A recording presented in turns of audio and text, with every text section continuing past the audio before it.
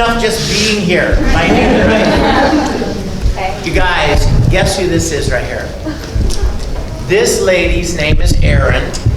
Erin and I were in college together. And she messaged me on Facebook and said, hey, when are you in Florida next? I'm like, 9 hours. And so she came down this morning to see me. How are you? I'm well, great to see you. Good to see you too. Sorry. I'm balancing coffee and water. Coffee and water. I'm so glad to see you. Thanks for coming. You guys, you should all get medals. Because nobody is awake at noon on Sunday at a convention. Am I right? Oh, good for you. Like yesterday, this room was packed with people standing around the walls. And I thought, oh, I wonder if we'll have 6 people this morning. Coffee and water. I love what? I love you.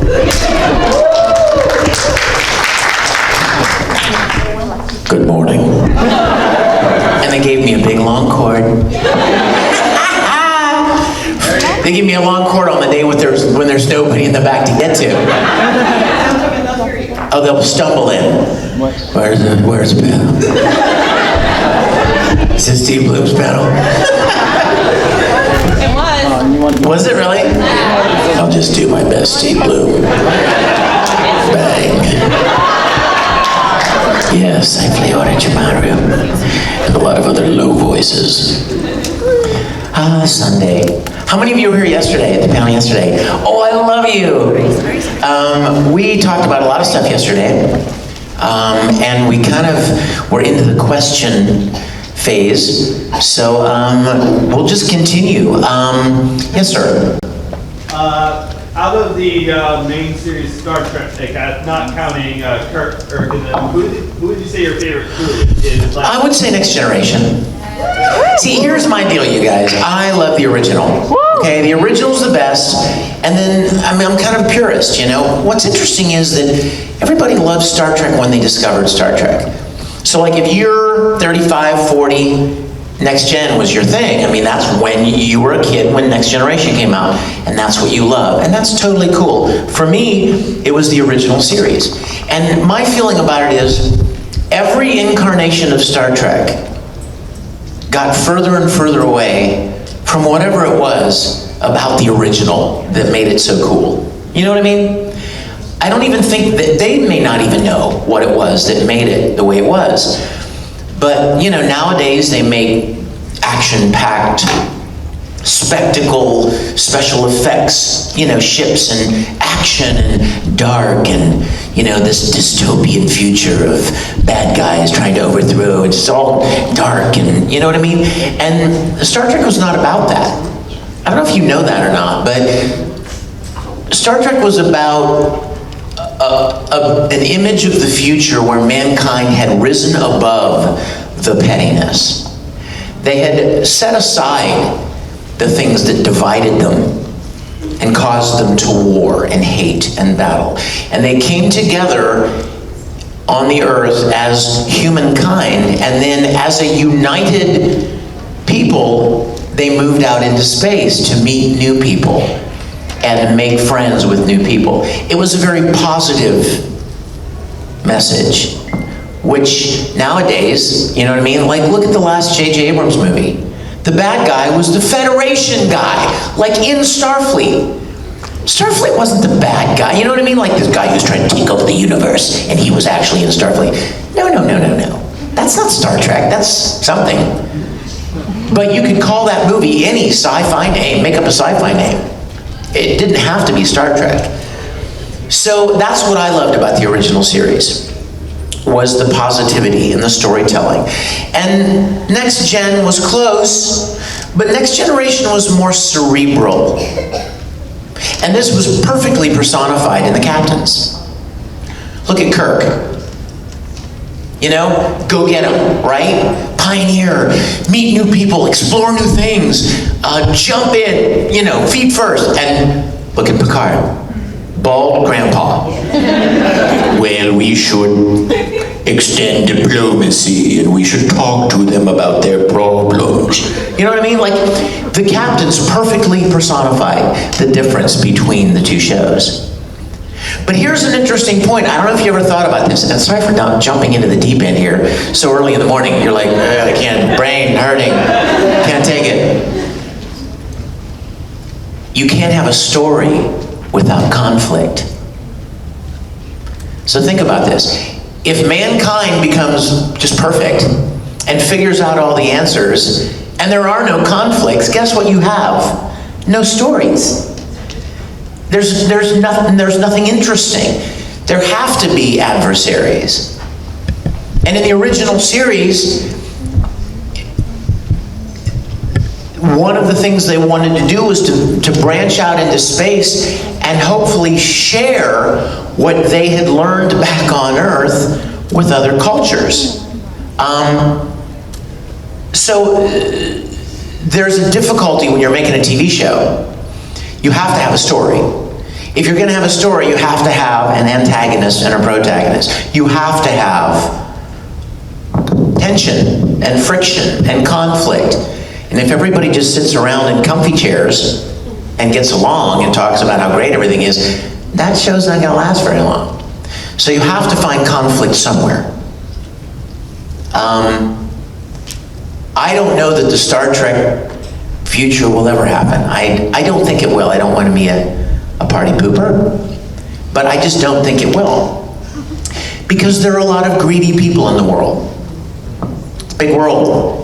Lots of people with their own agendas, and they're all looking out for number one. And as long as there are those people in the world, they're going to make it difficult for people like you and me that aren't that way. But the best thing you can do is represent, right? The best thing you can do is be a voice for good and a voice for positivity and light and love and kindness and selflessness. And you in your circle, no matter how big your circle is, can influence people around you. Maybe it's just the people you go to school with. Maybe it's the people on your high school ball team. Maybe it's just the people in your neighborhood. Maybe it's just your family. Or maybe, as you get older, you get more opportunities, the workplace you work, new friends you make, colleges, who knows? Maybe even you get a job in an industry like me where you get the chance to talk to even more people. So you never know who you can influence. Don't ever think that you don't have the power to influence somebody in your life. The question you need to ask yourself is not, do I have anybody to influence in my life? Because that's rhetorical. You do, whether you think so or not. The question is this: how are you going to influence them? Which direction are you going to influence the people in your life? Do you know you even have influence on your parents? Do you know that? Yeah. You may think, oh, they're set in their ways and they never understand anything. They don't listen to me. Yeah, they do. They don't want you to think they do, but they do. And you, by your life and your kindness and your behavior, even your obedience and respect when you don't necessarily agree, speaks to them. And you can influence them in a positive way. I bet you there are a lot of parents that would get up on this microphone and say, I learned a lot from my kids. That's right. And they don't want to tell you that because they don't want you to get cocky. But you learn from them, and they learn from you. Sorry, got all deep in everything. But the bottom line is, you have people in your life that you can influence. So the question is not, are there people that you can make a positive impact on? That's not the question. The question is, what impact are you going to make on them? For better or worse? Somebody have a question that's not so deep? Yes. Yes, you with your amazing cosplay. Thank you, I'm an Umbreon. You look awesome. Thank you. It was expensive, but what character are you? Umbreon? Umbreon. Do they drink coffee? Friendship of the Dark. Do they drink coffee? I think so. Good, then I'm one of them. What is your question, my dear? Okay, I'm wondering, when you go ahead and go for a new anime, whether it's a main role or a side role, like when you did Edward or a character off of Attack on Titan with one of the smaller roles that ended up getting killed like almost everyone else, I'm sorry, but it's true. We have a name for those characters, you know. We call them Soldier A. That's exactly right. They're not even important enough to have a name. I already had that. They're just a guy. A guy who yells and dies. That's it. I remember you made that into a song on one of your CDs. I did. I own two of them, but I'm wondering, how do you go ahead and try to find out like the new animes and figure out who you want to go and try for those roles, and especially including the soldier A's and the main characters? Well, you know what? At the end of the day, I'm just an actor looking for work. I almost chuckle a little bit when somebody writes me and goes, "How do you decide what character you're going to play?" I'm like, "You think I decide?" That's funny. I don't decide anything. I audition. Now, if I'm lucky, someone will say, "Hey, I need somebody like this guy," and they'll just cast me. But that doesn't happen much, unfortunately. I'll go and audition for shows, and honestly, I'll never even know a lot of times what the show is. We don't know a lot of that's going on until it kind of comes to a studio. You know, Funimation has these simul-dubs that they're doing right now, right? Simulcast dubs. There are dozens of them. And Japan is cranking out anime like crazy, and there's so much of it. And I don't know what it is, and I don't think many of us do. We just kind of wait until we get a call, "Hey, come audition for this show." You know, and it's some word or name that you've never heard of. You don't know what it's about. And I'll tell you another way I find out about shows is you guys. Funny story, I was going to conventions, and I would always see kids wearing these uniforms. And I didn't know what, I knew it was from a show, obviously. It was from some anime, but I didn't know which one. And they were black, and they had white trim. I was like, those are cool. I see a lot of those. And finally I said, "What is this?" And they're like, "Oh, Vampire Night." And I'm like, "Vampire Night, cool, is that a good show?" And they're like, "Oh, it's a great show." "Who are the characters?" "Oh, well, there's Zero, and Yuki, and Kaname, and blah, blah, blah." And I'm like, "Oh, really? Next thing you know, I found out that a studio in LA had got the license to dub Vampire Night. So I wrote them, and I'm like, "I want to be in this. Pick me, pick me." And so they sent me audition sides, and I auditioned for Ido, and Kaname, and Yagari, is that the vampire hunter? And Zero. So point is, a lot of times I find out about cool shows from you guys, and you're my inside scoop. You let me know cool things that are coming. Just last week, I got an email from somebody who's like, "Have you ever heard of this anime?" And obviously something I hadn't heard of, and he goes, "You should play this character. You'll be really great." I'm like, "Man, I wish you were casting. I wish you were casting this show." Yes, sir. With the new Fullmetal Alchemist movie in Japan. Oh yeah. If they do a dub, what do you do? Dude, I want it to be good. I want it to be good. It looks cool, but then every trailer looks cool. I mean, you can find 30 seconds of cool footage in any movie, right? It's the 2-hour part that gets hard, you know, when they release the whole thing. I want it to be good. If it gets dubbed, I certainly expect I'll do it. I expect everybody that was in Full Metal will do it because the show was really popular. The dub was very popular. So I expect that I will. I hope I do. I was encouraged. You know, it's funny. It's funny, I had two conflicting feelings about as I found out information about the Full Metal live action movie. The first one was, I wanted it to be authentic. Like, I wanted it to be like as close to the original anime as possible, which means that Ed and Al are like, what, 14, 15 years old, like they're kids. When I found out that the guy that's playing Ed is like 20 years old, he's a J-pop star, and then I saw him, I'm like, oh, doggone it. They're already messing stuff up. That was my first reaction. But my second reaction was, ooh, that's closer to me. Like if it was an actual 14-year-old kid, I'd probably not get cast to dub it. But the older Ed looks, better for me.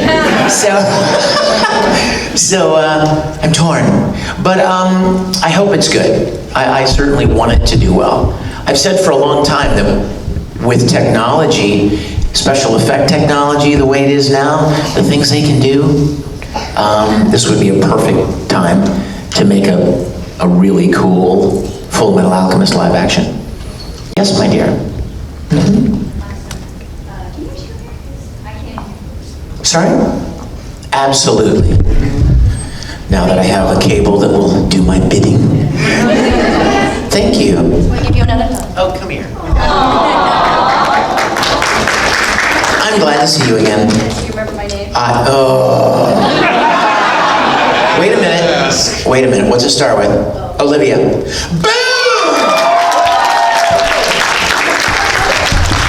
Still got it. Still got it. I thought that over there, and then I thought, don't say it. I almost said Olivia, and then I thought, oh, if it's wrong, you're going to look like such a jerk. Yes, Olivia? I wanted to know how you got your start in music. Well, I was born. My mother swallowed a tiny keyboard, and when I was still in utero, I was playing piano. No, you know what? Honestly, Olivia, I stumbled across music. I've been singing since I was really young. I still remember the first song I ever sang was in church at a Christmas show, Away in the Manger.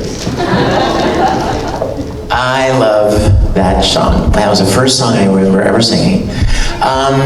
But I sang a lot, but I didn't play anything. My mom and dad tried to get me to take trumpet lessons. I freaking hated the trumpet. You know, anyone ever play trumpet? It hurts. Like when you try to blow, right, to make the sound come out, and you're not supposed to do this. You're not supposed to have the big bulgy cheeks. You're supposed to hold tight, and it would hurt. And I'm like, this is stupid. Who created this dumb instrument? So I quit. Nothing. And then my mom played the piano at church. She was the pianist for our church. And ironically, my mom took like 2 or 3 years of piano lessons and no more, but she had a really good ear and she developed it from there, so she played the piano for the church. I was 17 years old. Who is texting me? I was 17 years old and I was I was attending a boarding school in South Carolina. And I was living in the dormitories, 12 hours from home. I lived in Pennsylvania, but I was going to this high school, boarding school in South Carolina. And one day, this is a long story, I'm sorry you guys. One day, a friend of mine said, hey, you want to go to Kmart with me? I'm running off campus to Kmart. I'm like, okay. I'll never forget it. He had a yellow Z28 Camaro. For those of you like, what's a Z29? Is that a rocket ship? Is that a robot? Yes, it's a robot. So we got in his car, and get ready. You ready? I'm going to date myself really bad here. We get in his car, and he reaches under his seat, and he pulls out an 8-track tape and slips it in the cartridge in the player. Now, by the way, it was a Christian school, and they didn't allow pop music. So this tape that he pulled out was not permitted. That's why it was hiding under his seat, right? So he pulls it out and he puts it in, and this guy starts singing. I remember all my life, raining down as cold as ice, shadows of a man, a face through a window, crying in the night. The night goes into morning, just another day. Barry Manilow. And I'm like, who is that? And he goes, you don't know Barry Manilow? That's great. So we get to Kmart, which is only like 8 minutes from campus. And he pulls into a parking space and he goes, you want to come in with me? I'm like, no, just stay in the car and listen. And I sat in the car. I could see myself sitting in the passenger side, leaning against the window of the passenger side, listening to Barry Manilow. I don't know what it was, but there was something about him that was so unassuming. It wasn't flashy. He's not a rock and roll, you know what I mean? Like, he's just a guy with a big nose who's very talented, you know what I mean? Just a talented guy. He's just a guy, like anybody you'd meet who just happens to be gifted, writing music, playing the piano. Yeah, so, yeah, and singer. So this happened, this Kmart run happened just a couple of weeks before our Christmas break. So at Christmas break, I went home, and what do you think I did? I went to the record store, and I bought 5 LPs of Barry Manilow's songs. Like, he had 5 records out by that time, and I just bought them all, and I took them home and listened to every one of them. And I just loved the guy. There was just something about the range of his voice was similar to my range. Timbre was somewhat similar. He played the piano, the songs, I liked the songs. I wasn't into the, you know what I mean? I just liked moving, nice songs. So I went back to school after the Christmas break. And I'm a Barry Manilow fan, but remember where I'm going to school, right? Can't tell people. Can't talk about Barry Manilow. Can't walk around campus singing, I remember all my life. I can't do that. So one day I'm at my high school and in class, and I'm talking to my friend Jay Bopp, B-O-P-P was his name.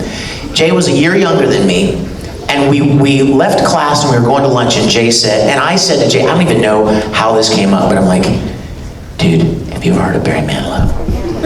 And Jay goes, I love Barry Manilow. I'm like, you do? It's the greatest day ever. Jay played the piano. Jay'd been taking lessons. Yeah, he played piano. I didn't play squat, right? So we said, let's write a Barry Manilow song.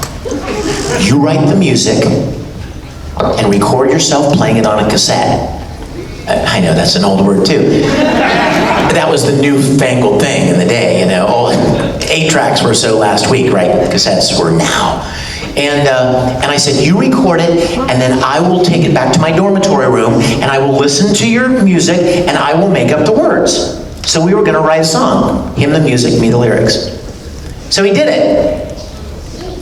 And I took the cassette back to my room, and I listened to it constantly, all the time. I wasn't allowed, music wasn't permitted, strict music codes, but I listened to it all the time.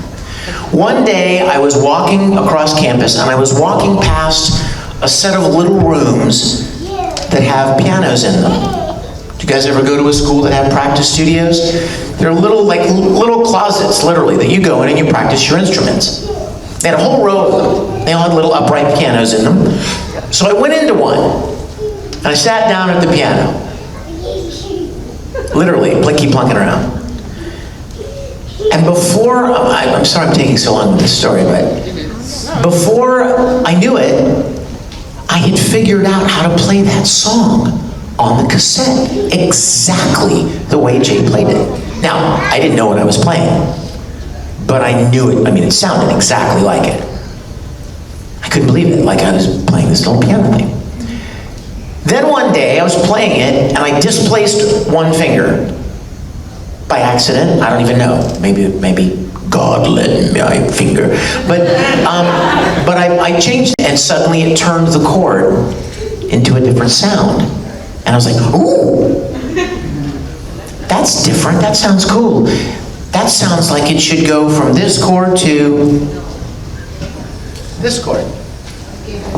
And I found a new chord. And before I knew it, I'd made up a whole new song. All my own chords. I didn't know what I was playing, but I played them. Now, our high school was part of a university. So, they're listening to your conversation, Mary. Mary's not listening to the conversation.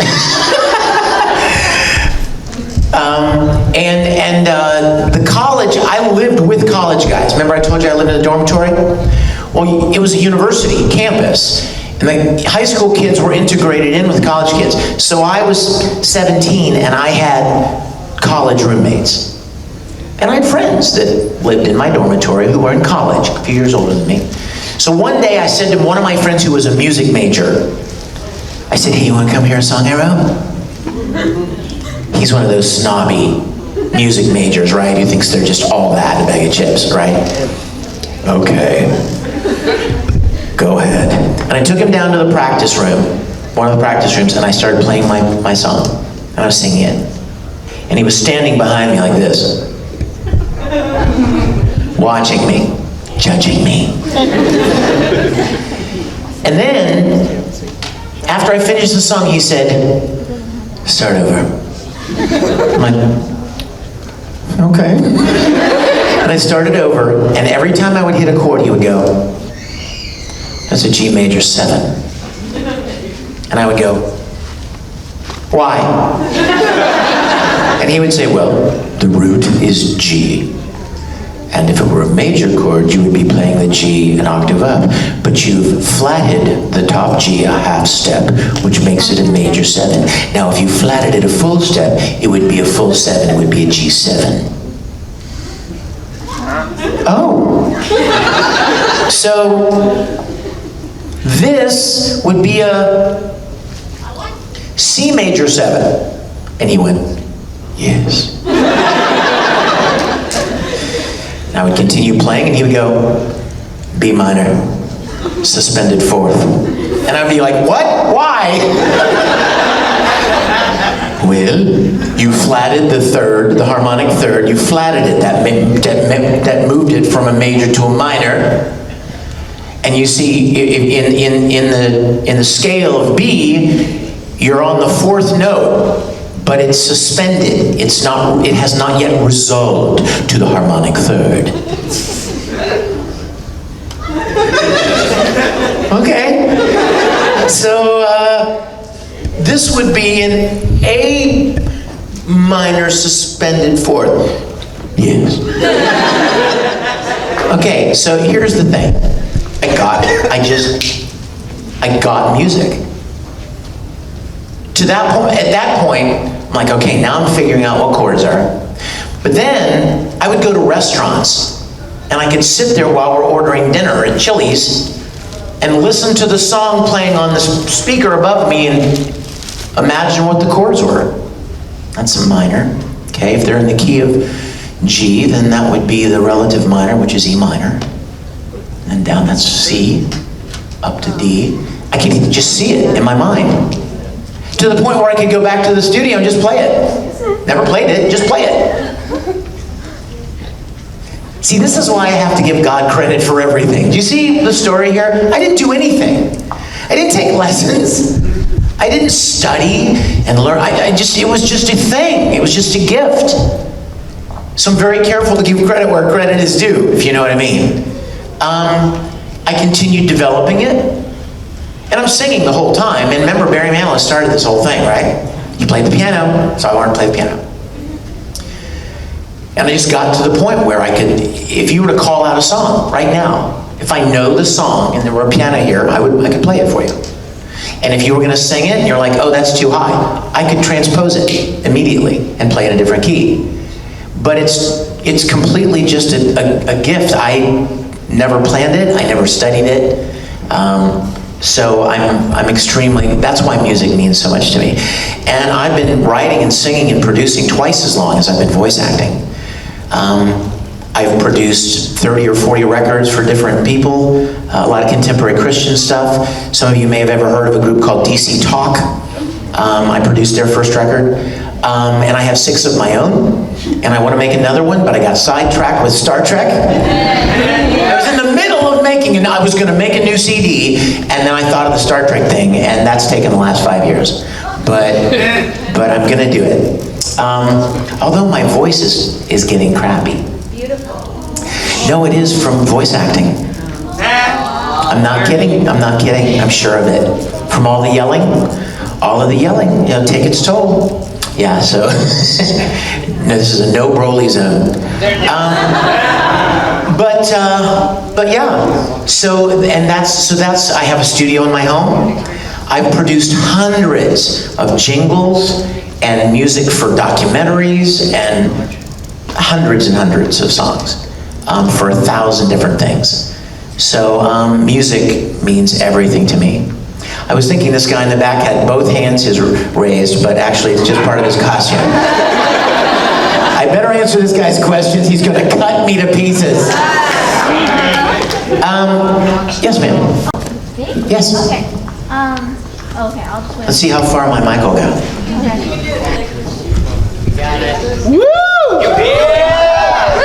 Hello. Here, you buy me some time. Okay. So, really quick, can you say Daddy says no?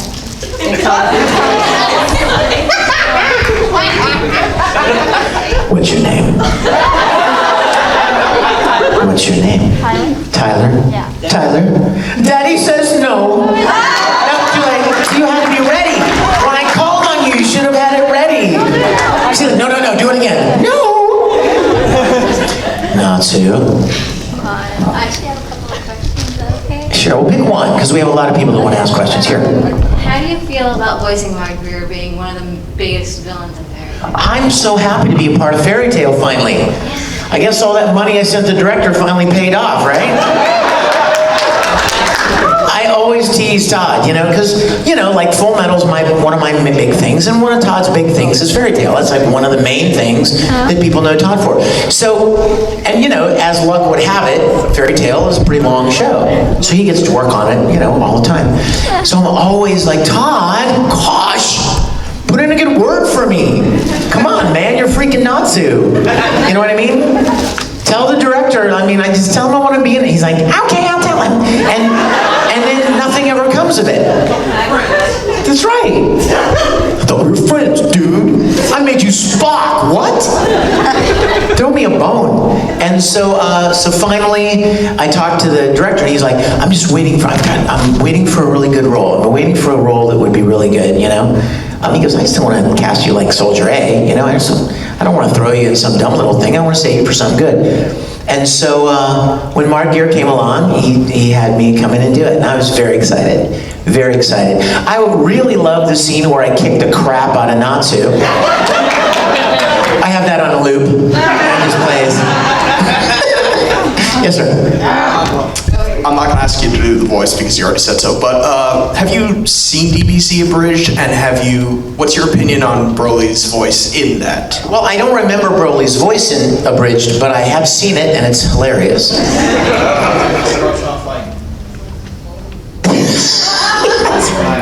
Yeah, the Abridged guys did a great job. I love how they make fun of me. They're like, I'm Kakarado. My voice, oh.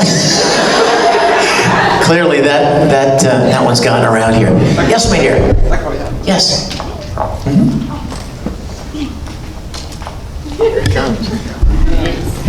I wanted to know if you ever think there's going to be another season of Orange High School Host Club. Girl, from your lips to God's ears, I wish there were. I would love for there to be another one. Everybody would. I've often said, if I had a lot of money, I would personally hire a studio to make another season of Oran, and I know that all of the actors involved would love to do it.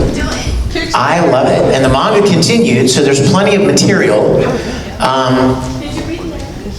I haven't read it, but I know what happens. Yeah, I know what happens. Bow, chicka, bow, bow. Haruhi. Come to daddy. Daddy says yes. Thought of it exactly the same time. It's hilarious. This guy right here is, Daddy says yes. I was just thinking, I was taking a drink of coffee, and in my brain I'm like, as soon as I swallow this drink of coffee, I'm gonna say Daddy says yes. And he said it exactly the same moment. Hello. Hello to you too, sir. I have a question for you. That was saucy. Yes. It is. He knew it was saucy and he went there anyway. What's your question? So, how does it feel to have a role for Crow? For RWBY. Ruby's awesome. Watch Ruby. Oh my gosh. I was doing a convention appearance in Australia, and a couple of people came up to me and they said, hey, we're big fans of your voice work. We've seen a lot of your shows. We really love your work. We do a show called RWBY. Now, guys, let me just be honest. A lot of people come up to me and say, oh, I'm working on something. And they're all varying levels of quality, if you know what I mean, right? Like, oh, here's my anime, and it's like stick figures, you know what I mean? Or somebody else, like, that's got it fully fleshed out, and their art is amazing, you know what I mean? Like, it's all different. You never know, point is. So they're like, yeah, I've got this, we've got this show, and it's called RWBY. I'm like, oh, really? Cool. And they're like, would you like to see some images? I'm like, sure. So they whip out an iPad, and they start scrolling through images, and I was like, wow, this looks cool. Very cool.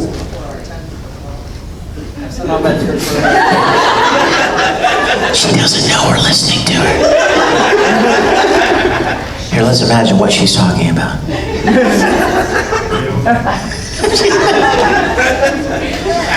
I told them that if I could get out of prison in time, yes, I've got the drugs in the back of my car. Yes, just let me get through this stupid guy's voice acting bit. This guy's a jerk. I'm telling you, working with him. What? Oh yeah, his hair's really puffy. Anyway, where was I? RWBY. So I'm looking at these still pictures, art designs, character designs. And then the guy goes, there was a guy and a girl, they were married, and the guy goes, you want to see like some video? It's like, you guys have video? Sure. Swipes right, and then plays this sequence of RWBY fighting. I'm like, dang. You guys are like, this is hard, this is serious stuff, right? You guys are legit. So we go our separate ways. We finish the convention in Australia, we all go home. And like 2 weeks later, I got an email. Hey Vic, this is Lindsay. I met you in Australia. Yeah, and it was Lindsay who plays RWBY. I didn't even know who she was. And it was her husband, I think Michael? Yeah. So Lindsay, Michael and I met you in Australia. Would you be interested in playing a character in the show we showed you? And I was like, yeah, sure. So I had no idea who the character was. I hadn't even seen him. I knew nothing about him. I didn't even know really about the show. I just saw the pictures they showed me, really. They gave me a brief description, but I didn't know anything about it more than that. And so they sent me, I think they sent me a couple of drawings, rough drawings. They hadn't even finished the design on the character yet. And they said, what do you think he should sound like? So I sent them 3 or 4 different ideas. And the one they decided on is the one you guys hear in RWBY. And Crow is a lot of fun. No matter how trashed my voice is, I can always do Crow. Please do it! Yeah, just drop it down low and get it a little stumbly. You know, like, you think this is coffee, don't you? It's not. So I do that all day. It's not high, it's not clear and clean, and not a ton of yelling. It's just kind of that all the time. I didn't realize your voice. Sorry? I didn't realize that. I love that, and you know what? All actors love that. They love it when you don't immediately recognize their voice. Some people have very recognizable voices. I'm probably one of them. And, and that's because the goal is not to change your voice. You know what I mean? Like, my goal with a new character is, you gotta make sure nobody knows it's me. I gotta change my voice or it can't be recognizable. No, that's not the point. The goal is to play the character. Most actors you've seen them in dozens of movies, and they play all these different characters, but they always sound like themselves. Because the goal is not necessarily to change your voice. The goal is to play the character authentically and believably. So I've often said, you could take one line from 5 different characters that I have played and string them all together and listen to them back to back and go, oh yeah, that's the same guy. But if you watch those 5 shows, they're very different characters. Tamaki could be very much like Kurtz Weber in Fullmetal Panic. except vocally, tone-wise, but their attitude is very different. Kurt's is kind of smart ass, you know, yeah, you know, Kurt's Weber, yeah, shoot him up, right? And Tamaki's just smoother and more beautiful. It's not a change of voice, it's a change of attitude, right? And the personality of the character. Exactly. You know, I always love it when people go, man, I didn't even realize that was you at first. Yeah. So thank you for that. Yes, my dear. Oh my goodness. You had a hand raiser helper. What's your favorite ship and would you be willing to write it on my board?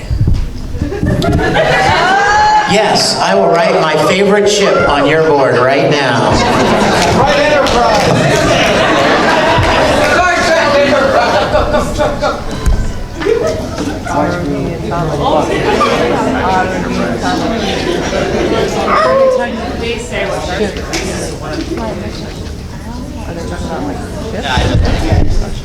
You beat me to it. I wrote the Enterprise.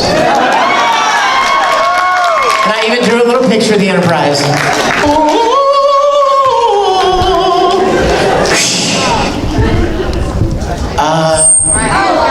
Sorry, hi. You look awesome. You guys, this is Heather. Say hi to Heather. Heather is a master cosplayer. Looking awesome today. Show everybody. Stand up. Yes, really? Look. Dang. Double dang. Nice. Real one. Well, that would be really cumbersome to carry around too. I asked Michelle this at her panel at SuperCon, and I'm going to ask you now. Have you seen Adam Savage's video comparing Star Trek to Star Wars and why Star Wars is better? No, and I don't intend to watch it because it sounds like the conclusion is completely wrong. No, I was chuckling because you were talking about Star Trek earlier, and his conclusion, what he came to, was that Star Wars is better because Star Trek gives you too much hope. What was the first episode of Star Wars called? A New Hope?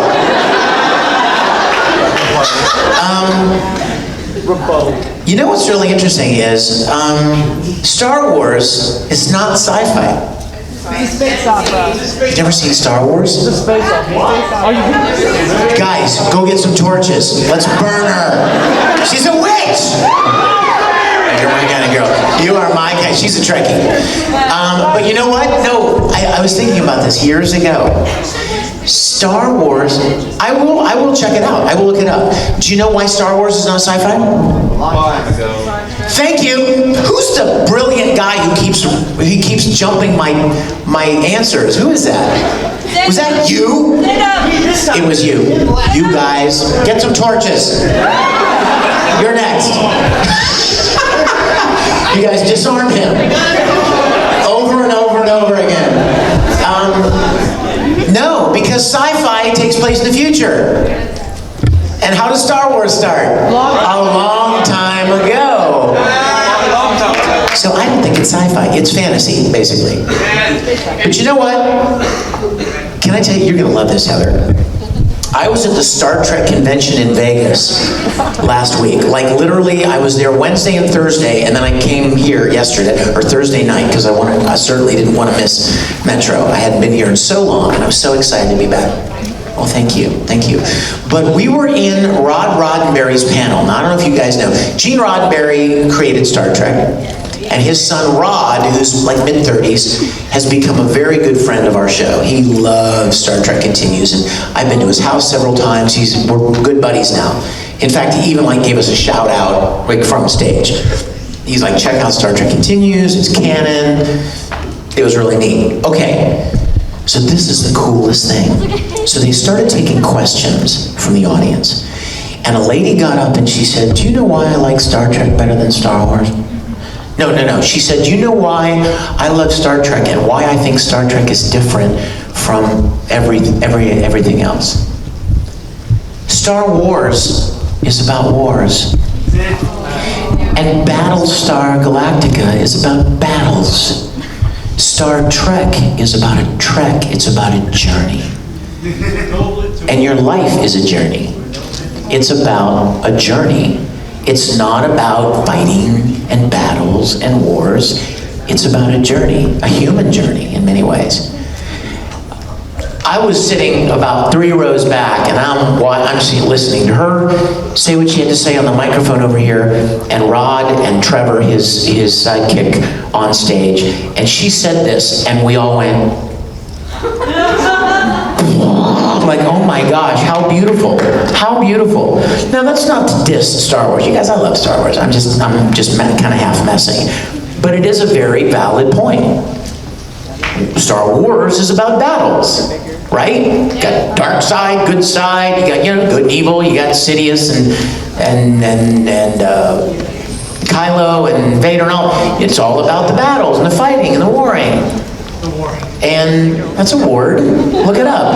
Warring. The warring parties. It's a okay. What'd you think I said?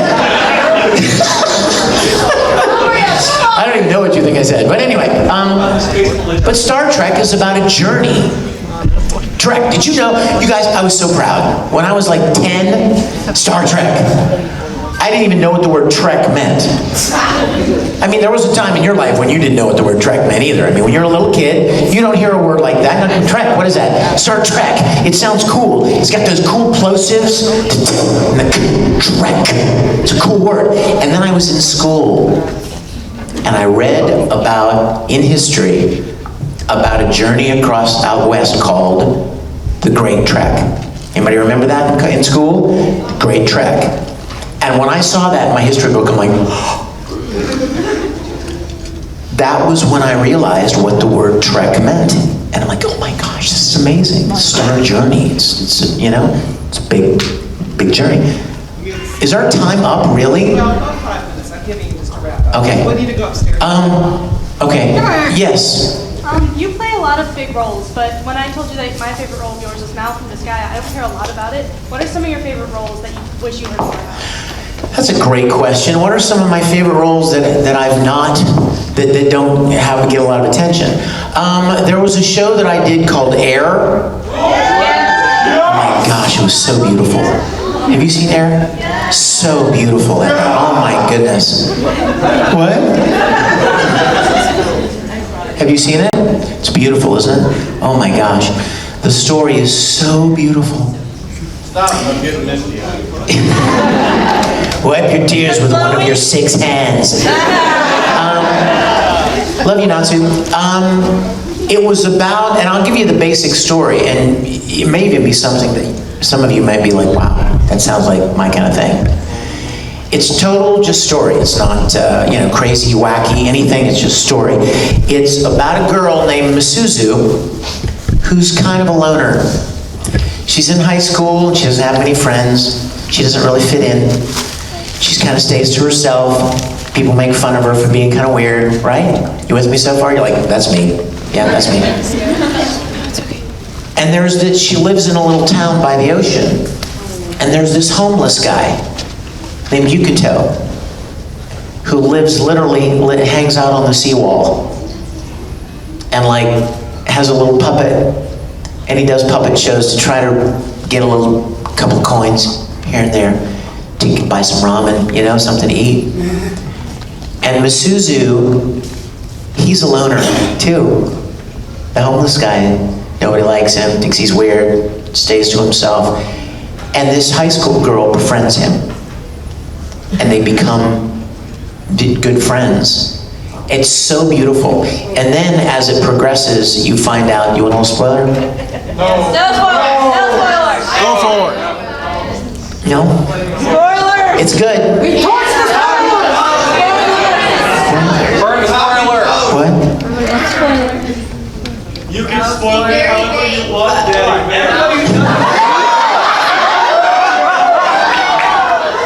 Thank you, son. You're a good kid. You're a good boy. You're a good boy. I'll just say this.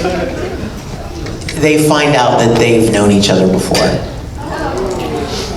in a past life. It's beautiful. Check it out. The animation is gorgeous. The story is gorgeous. You guys know Honey Senpai from Oran? Yeah. Lucy Christian. She plays the aunt of the little girl who's like alcoholic and doesn't really. She's trying to be a good mom to Misuzu because her parents were gone, but she's just not really doesn't know what to do. And Misuzu is played by Monica Rial, who I'm sure you guys know her name. She's done all kinds of things. It's beautiful. That's one. Generator Gall is another one, a great show. That was the first lead role I ever played. And came to find out years later that the same guy that directed Generator Gall in Japan directed Fullmetal Alchemist. Years later. I had no idea. And I just kind of nerded out when I found that out as well. A lot of great shows like that. But yeah, those are two that come to mind right off. Princess Nine. Princess Nine is a show about a high school girls baseball team, and I play the captain of the boys baseball team, and I fall in love with the super talented girl who's the captain of the girls baseball team. So there's the relationship, but then there's the conflict, like we talked about, because at the end the girls team has to play the boys team. Because they're so good, they beat everybody else, and then it comes down to championship. Great show, Princess Nine, great show. I'm probably out of time. Yeah, I'm getting the whole wrap it up symbol over there. Listen, guys, I'm heading to autographs. It's one last time before the weekend's over.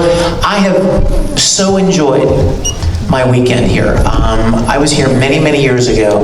11 years we figured it out. Yeah, 11 years ago was the last time I was here, and I've had the best time. You guys make sure and let the staff know. If you see somebody wearing a staff shirt, let them know that you appreciate the work that they did this weekend to help make it fun for you guys. Mary included. Mary's like assistant guest relations director. And I will hope to see you guys again. If you enjoyed having me here, write the staff, write the convention, and request that they have me back, because I would certainly love to see you again. Thank you so much.